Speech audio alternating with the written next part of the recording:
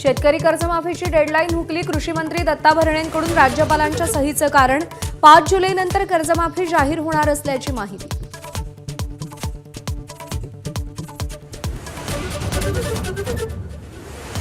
मुंबई शहरासह ठाणे, नवी मुंबई आणि कल्याण डोंबिवलीत पावसाचा जोर। मुंबई महानगरात आज आणि शुक्रवारी मुसळधार पावसाचा इशारा, तर कोकणाला ऑरेंज अलर्ट।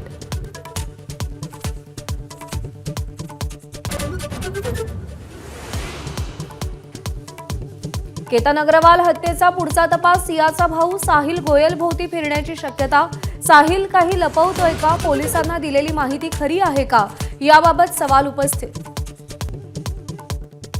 नागपुरात अतिसंवेदनशील संघ मुख्यालयाची सुरक्षा वाऱ्यावर असल्याचं उघड।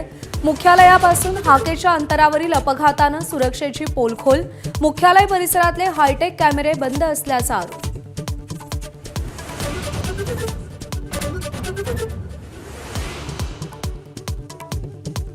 वाहनांवर HSRP नंबर प्लेट लावणं उद्यापासून बंधनकारक। HSRP नंबर प्लेट नसेल तर 1000 रुपयांचा दंड। राज्यातील 1 कोटी वाहनांवर कारवाईची टांगती तलवार।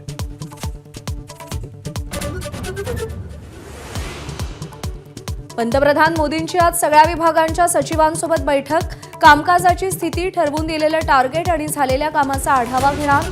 मंत्रिमंडळ फेरबदल चर्चांच्या पार्श्वभूमीवर बैठक महत्त्वाची।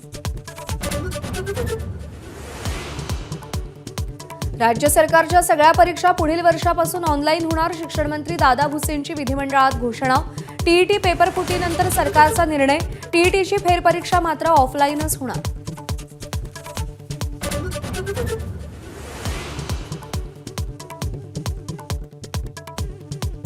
राम मंदिर देणगी चोरी प्रकरणात आरोपींची वकिली घेण्यास फैजाबाद बार असोसिएशनचा नकार।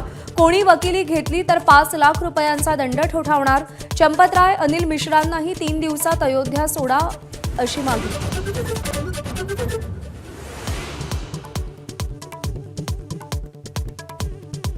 फुटबॉल विश्वचषकात सगळ्यात धक्कादायक निकाल। 4 वेळची चॅम्पियन जर्मनी वर्ल्ड कपमधून बाहेर। बाद फेरीत पेनल्टी शूटआउटमध्ये पॅराग्वेनं 4-3 हरवलं।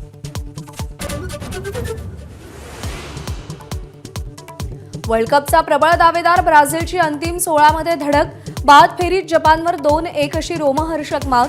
जपानची 27व्या मिनिटाला गोल नोंदवून आघाडी, पण ब्राझीलनं कमबॅक करत विजय मिळवला। एबीपी माझा, उघडा डोळे बघा नीट।